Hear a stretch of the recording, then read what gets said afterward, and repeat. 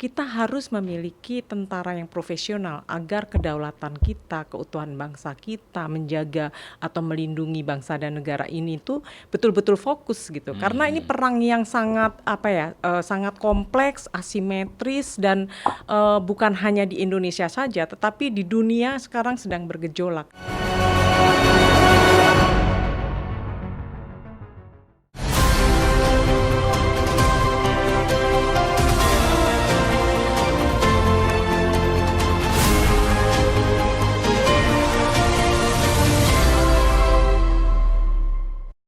Sobat Leader, kembali kita berjumpa dari Menara Kartika Chandra, Jakarta. Seperti biasa dengan saya Frendolo bersama tamu-tamu terhormat saya yang saya selalu sapa My Leader.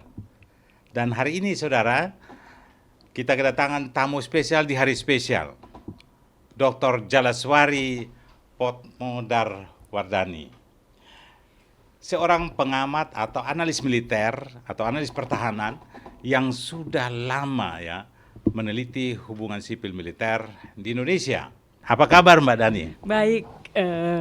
Welcome to Leader. Oh, oke. Mungkin sebelum lanjut, saya ingin kasih tahu Anda bahwa Mbak Dani atau Mbak Jalaswari ini, beliau adalah kepala Lab 45, think tanknya Polkam, politik, media, dan perempuan. Ekonomi politik. Ekonomi politik Ya, dan perempuan.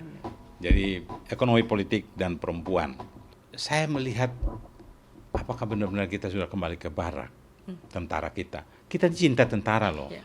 Tentara profesional kalau dia ada dengan seragamnya hijau atau loreng itu, kita kayak merasa aman gitu loh.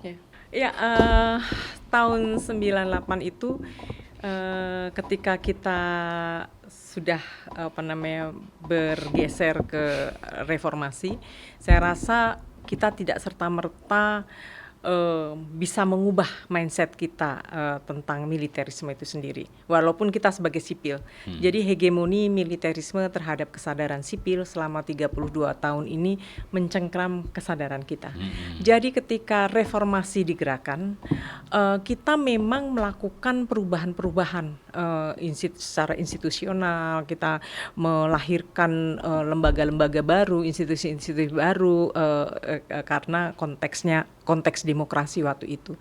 Kita para sipil ini ingin melihat TNI kita profesional, seperti yang selama ini ada dalam Undang-Undang TNI sebelum berubah, sebelum direvisi, bahwa Undang-Undang TNI di sana kita melihat TNI itu sebagai pertahanan, jadi militer kita tuh sebagai alat pertahanan negara. Bagaimana hubungan sipil militer ini dimaknai? Misalnya kita ingin melihat TNI yang profesional itu TNI yang menjaga kedaulatan bangsa, keutuhan wilayah, menjaga bangsa dan negara kita, dan seperti yang ada di amanat konstitusi kita. Saya rasa kita membutuhkan kepemimpinan yang jelas yang jelas arahnya dan tegas gitu ya. Dalam melihat misalkan belakangan kita tahu juga ada reformasi Polri, reformasi TNI itu kira-kira siapa yang akan mereformasi? Itu pertanyaan besarnya. Pastilah yang paling tinggi memiliki kekuasaan di situ adalah presiden sebagai pangti juga gitu ya.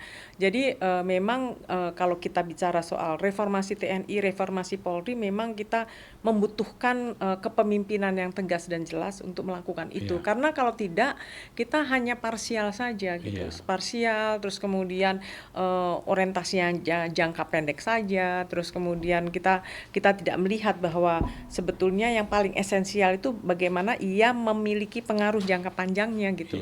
Dan terutama ya itu tadi di ujungnya itu bagaimana kita merespons, menyiapkan TNI maupun mungkin dalam konteks ini juga Polri menghadapi situasi global yang yang semakin terbuka, tidak menentu ini gitu. Dan sekarang ini kita hampir mirip ke negara mana yang kalau kita coba benchmarking, Mungkin kalau misalkan melihat soal militernya di masa lalu itu mungkin Jerman ya. Jerman itu kan dulu pernah pada satu masa di bawah kepemimpinan Nazi dia menjadi Betul. alat politik Nazi. Dan itu kita tahu itu melahirkan sebuah kekerasan yang luar biasa dalam jangka waktu panjang. Tetapi hari ini saya rasa melalui trauma-trauma dalam perjalanannya itu tentara Jerman melalui kendali sipil demokratisnya dia ini melakukan perubahan signifikan sehingga tentara dalam kendali sipil dalam kendali supremasi sipil gitu. Mbak, dui fungsi ABRI itu ceritanya gimana? Esensi paling kuat Soekarno dan Nasution bisa mengangkat itu diadopsi. Kemudian Pak Harto menggunakan itu menjadi dui fungsi ABRI yang militeristik, itu gimana nih? Dulu kan bukan begitu kan, begitu sebenarnya ide Soekarno dan Iya, tapi intinya waktu itu kan sebetulnya TNI dengan jalan tengahnya itu kan bagaimana TNI ini kan salah satu slogan yang selalu didengung-dengungkan adalah TNI itu adalah tentara rakyat. Jadi karena dia berasal dari rakyat, dia juga ada di tengah-tengah rakyat. Nah, kata di tengah-tengah rakyat ini kemudian mendapatkan pemaknaan baru gitu, bahwa dia juga bisa masuk ke wilayah-wilayah yang sebetulnya itu adalah ruang sipil gitu. Dulu menurut beberapa pengamat itu maksud Pak Nas itu kan bukan begitu. Sehingga kita maju, ada era supremasi sipil, ada era supremasi militer, bolak-balik aja. Nah ini kayaknya kita mau ke era supremasi militer lagi. Kalau benar tentara dikuat di mana-mana, benar kan? Iya, saya rasa kalau kita melihat hari ini saja dengan bagaimana tentara masuk ke ruang-ruang sipil, dan saya pernah ngobrol dengan salah satu analis militer dari Australia, namanya Marcus Midsener. Ia membedakan dengan tegas bahwa yang namanya dui fungsi TNI dengan situasi hari ini berbeda. Kalau ketika dui fungsi TNI, tentara tuh di depan. Tapi kalau sekarang dia merangsek kemana-mana, dia di tengah, malah mengerikan ya. Kalau menurut saya sih ini seperti ini ya, ia kemudian masuk ke wilayah-wilayah sipil yang kemudian baik di birokrasinya, kemudian di peran-peran sipil yang ini gitu. Jadi kan Marcus Mister juga saya pernah kutip bukunya beberapa. Tapi di depan kan jelas, eranya kan militeristik, ya kan, supremasi militer. Yang saya selalu sebut, nah supremasi militer dan supremasi sipil. Supremasi militer berarti tentara yang depan. Kalau supremasi sipil nilai-nilai sipil yang di depan, kan gitu ya Mbak. Nah kalau sekarang dia dibilang multifungsi, berarti masuk yang tadi Marcus Mister itu bilang bahwa dia ada masuk merangsak di dalam semua, dan itu impactnya apa? Kita balik lagi ke yang dui fungsi ya Pak. Itu 32 tahun kita hidup dalam negara yang militeristik. Yang yaitu tadi yang kalau misalkan meminjam istilah Markus itu tentara yang di depan. Dan kita merasa bahwa lambat laun sipil merasa terinternalisasi budaya militer. Dan kita nggak merasa bahwa itu tuh berbeda dengan sipil. Bahkan budaya itu mungkin cara kita menyelesaikan persoalan itu dengan pendekatan keamanan gitu, bukan sebagai keamanan tuh sebagai the last resort. Karena kita sipil, tetapi ini kita pendekatan keamanan. Kenapa budaya militer itu kita tolak sebagai orang sipil? Karena itu tentara itu dalam kulturnya selain ada esprit de corps yang solid segala macam, tetapi itu kan dia dengan memiliki otoritas untuk menggunakan kekerasan secara sah yang dilegitimasi oleh negara, itu aja sudah membedakan dengan sipil gitu. Kulturnya itu kenapa saya termasuk yang menolak soal pelajar dibawa ke barak segala macam semacam itu karena pendekatannya berbeda dan itu pendekatan keamanan, pendekatan kekerasan, bukan pendekatan dialogis, bukan pendekatan yang mengutamakan tentang apa namanya argumen-argumen. Ya itu kan era otonomi daerah kan pimpinan daerah ini kan agak genit-genit kadang-kadang. Kan ada yang enggak, ada yang melakukan. Lalu ya kan ingat nggak dulu kita senat mahasiswa itu? Ya, Menwa itu kan militer semua, anak-anak dididik militer. Atribut militer tuh memukau ya Pak ya. Pakai sepatu, boneng, baju hijau, sepatu pakai baret. kayak lebih baik apa? Keputusan yang tegas itu dibutuhkan dari garis militer. Saya kira ya. Kan tentara tuh tidak kalau A ya A, B B. Nggak ada abu-abu terus main di abu-abu. Bener ya? Kita apa namanya kultur sipil dan kultur militer tuh harus dipahami ini berbeda banget gitu, berbeda sekali cara kita melihat, cara kita apa namanya menyelesaikan persoalan pun juga berbeda gitu.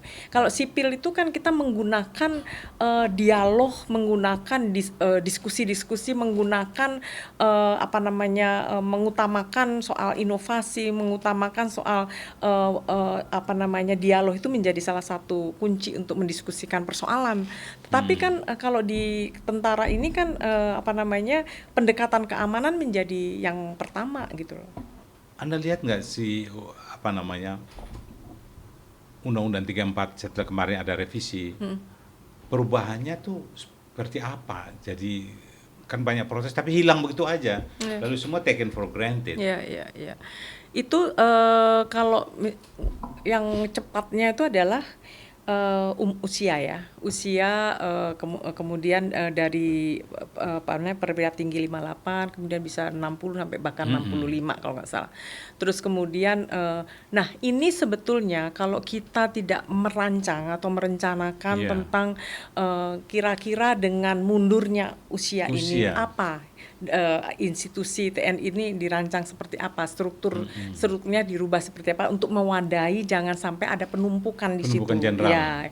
Nah, itu kan kemudian kita sudah pernah apa namanya presiden sudah membentuk misalkan Panggoga pilihan 1, 2, 3 itu kan salah satunya untuk mewadahi itu. Dan kita tahu bahwa angkatan 88 di tentara dulu itu termasuk waktu apa namanya angkatan 88 itu kan itu ada penumpukan karena ada apa namanya 2 angkatan kan yang ada di situ, A dan B dulu itu kalau nggak salah. Dan itu sudah mulai sudah mulai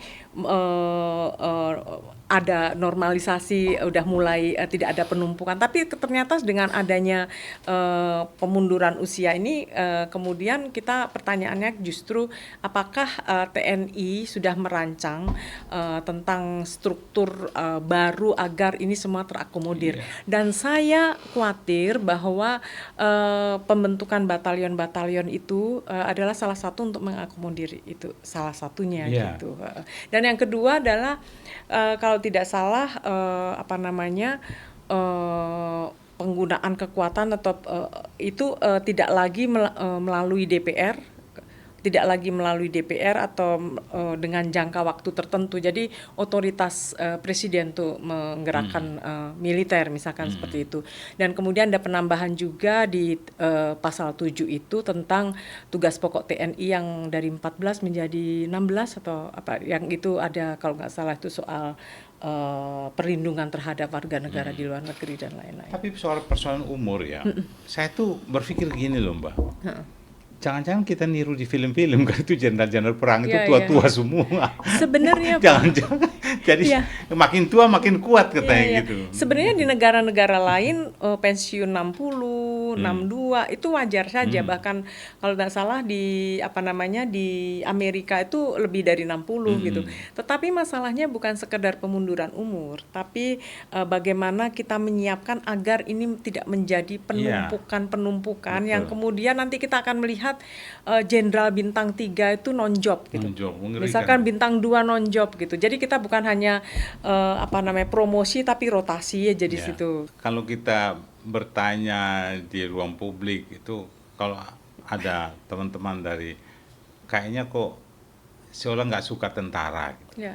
Kita nih apalagi menjelang ulang tahun HUT-nya ke-80 TNI Ya, ya. ya, ya, Kita bangga melihat tentara kita, ya, masa Cina aja gagah ya, ya, tentaranya. ya, Kita lihat Rusia ya. dengan baris berbaris mereka. Kita nggak kalah gagah tentara kita. Tapi kerjanya ini loh, ya kan. Ya. Kalau prajurit, saya tahu mereka Ya, ya. itu semua loh. Tapi yang elitnya ini yang Ya. kita kritisi Ya. di elit pengambil Ya. keputusan di Ya. kan mereka military leader. Ya. Nggak Ya. sembarangan dibilang military leader kan. Betul. Kita juga paham kok Pak bahwa ada tugas-tugas sipil yang dalam situasi kedaruratan tertentu itu sipil tidak bisa melakukan. Bukan sipil lemah, tapi ada situasi tertentu kedaruratan yang memang hanya tentara yang bisa. Misalnya bencana alam. Kita tahu waktu tsunami Aceh ya Pak ya. Saya 40 hari setelah tsunami itu datang ke Aceh. Saya melihat dengan mata kepala sendiri bahwa pemerintahan sipil lumpuh.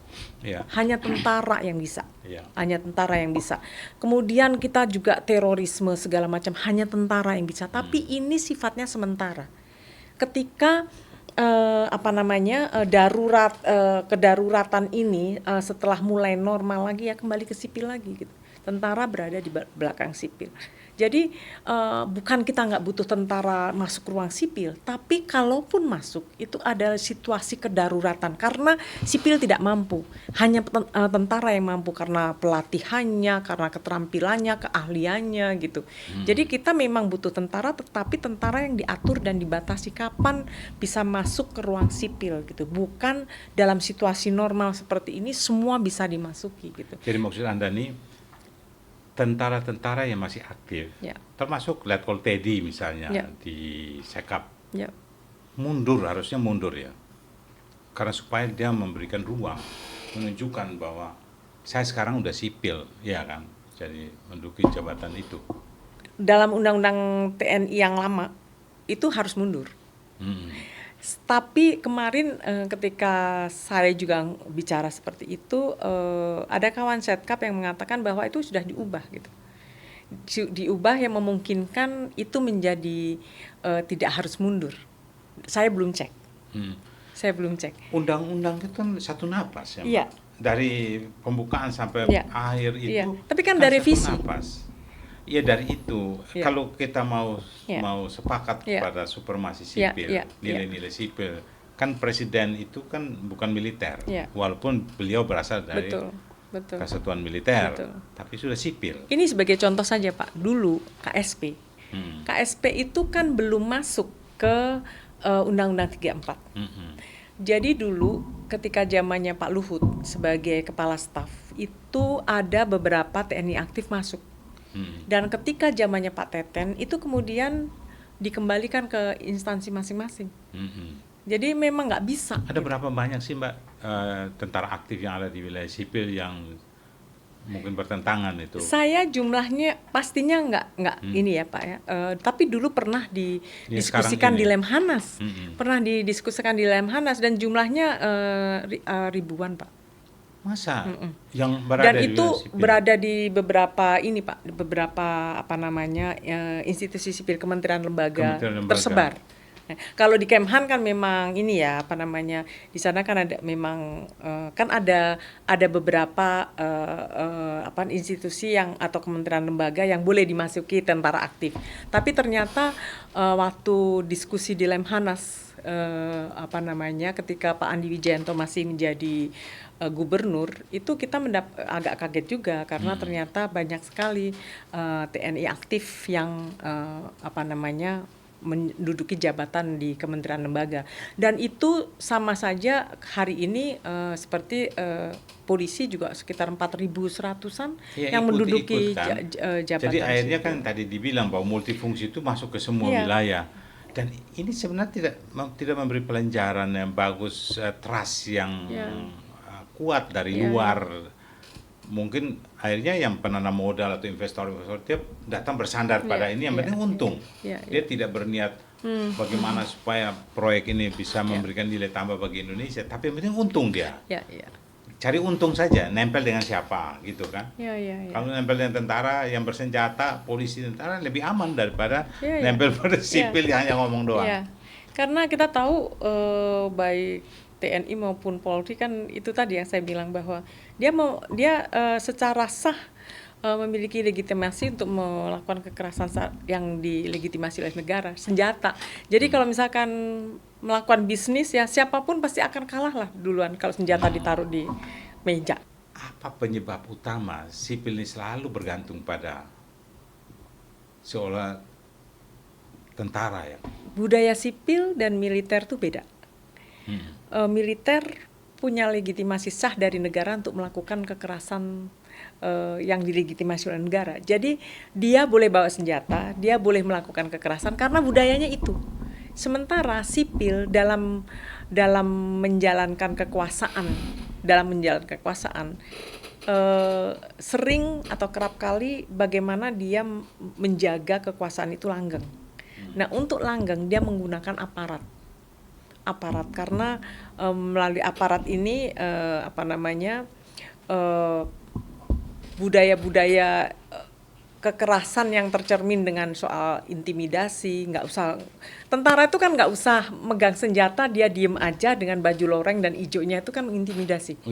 Dan itu adalah senjata untuk sipil, untuk menguatkan itu. Ya, untuk menguatkan itu. Jadi kenapa sipil membutuhkan tentara untuk mengamankan kekuasaannya, ya karena dia punya atribut-atribut kekerasan yang itu pasti akan membuat. Sekarang kan sipil ormas sudah menggunakan atribut tentara semua, baret macam-macam, dan plat nomor juga saya lihat sudah eksklusif itu. Betul. Kenapa sih kita pakai eksklusif ya? Kenapa nggak seragam lu sipil ini plat nomornya apa, mau pejabat tinggi mau apa tetap platnya begitu.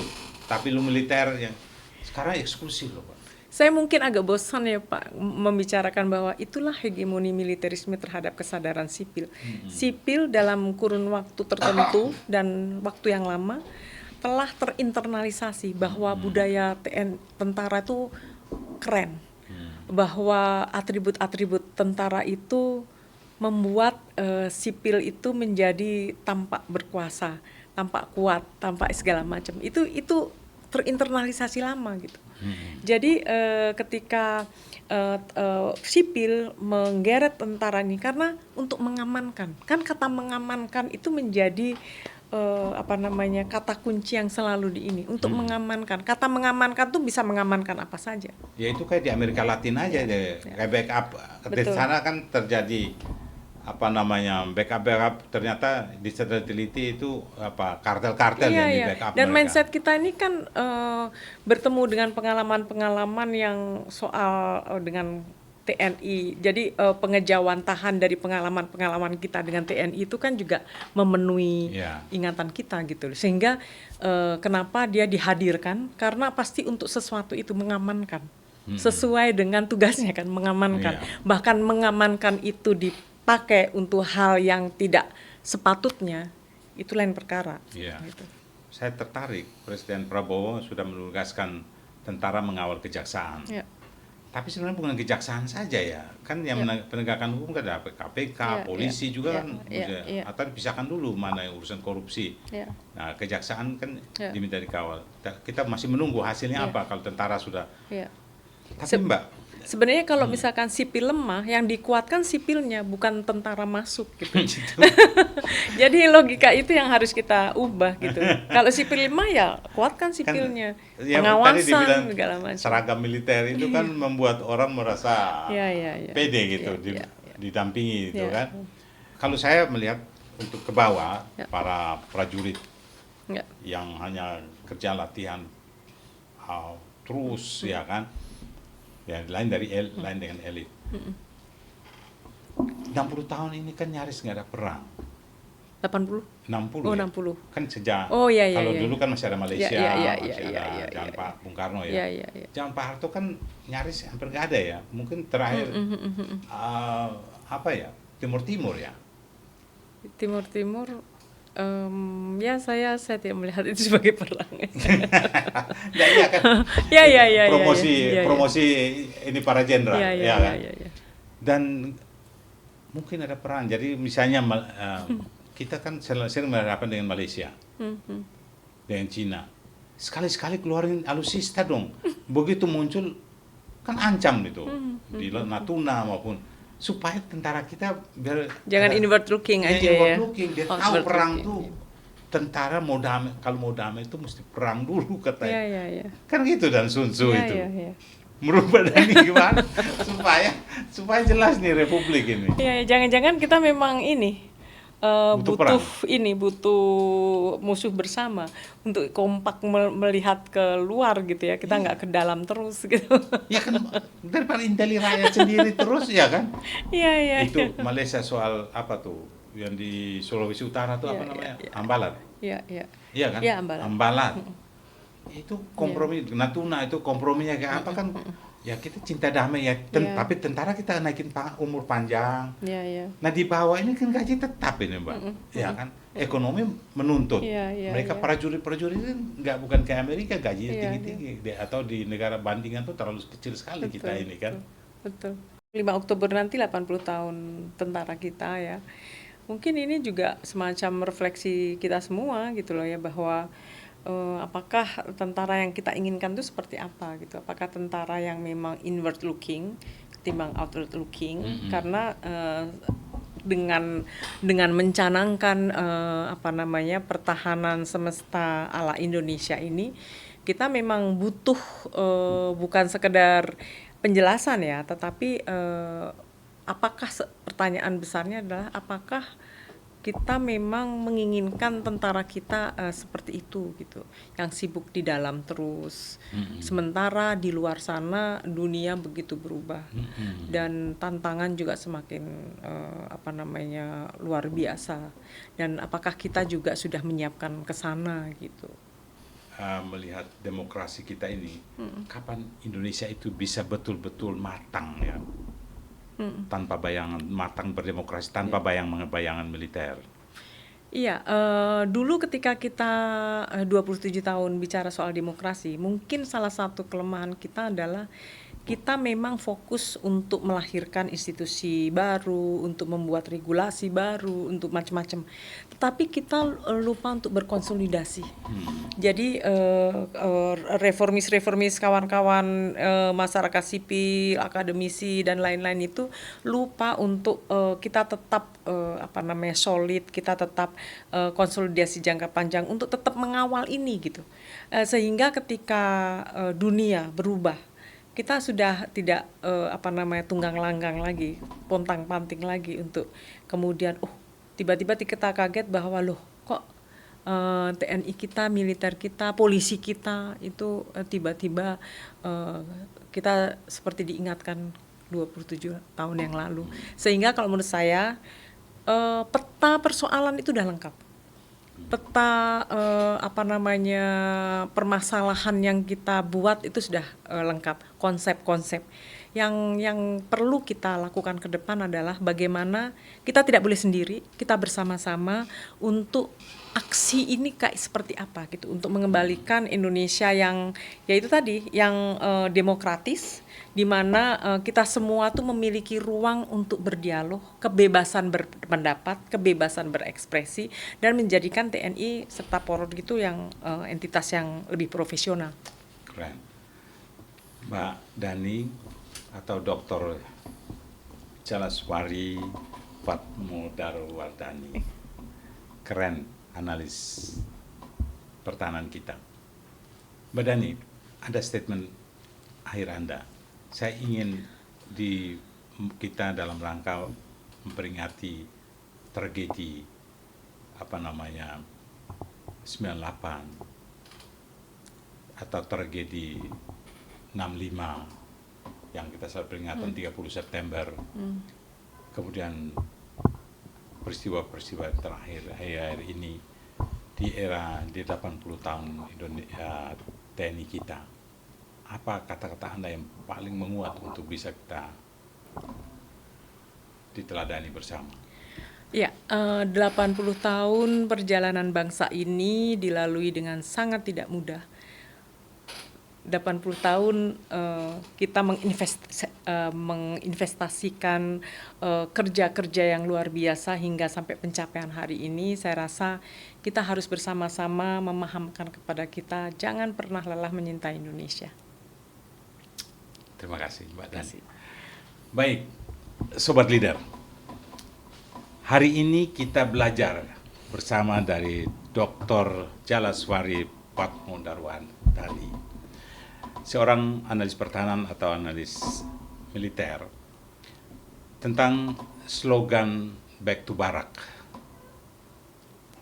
Sudah 25 tahun bergema, tapi kenyataannya barak itu sering terasa ada di gedung parlemen, ada di kementerian, bahkan di ruang-ruang bisnis besar.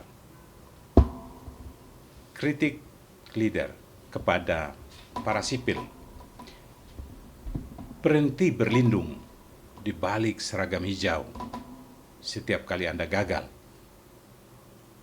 Dan kepada militer, kehormatan sejati prajurit ada di medan juang, bukan di kursi politik.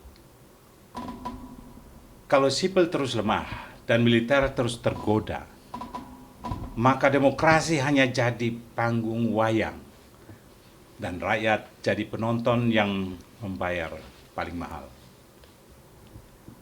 Saya Frindolu pamit. Dirgahayu HUT, Tentara Nasional Indonesia. Merdeka!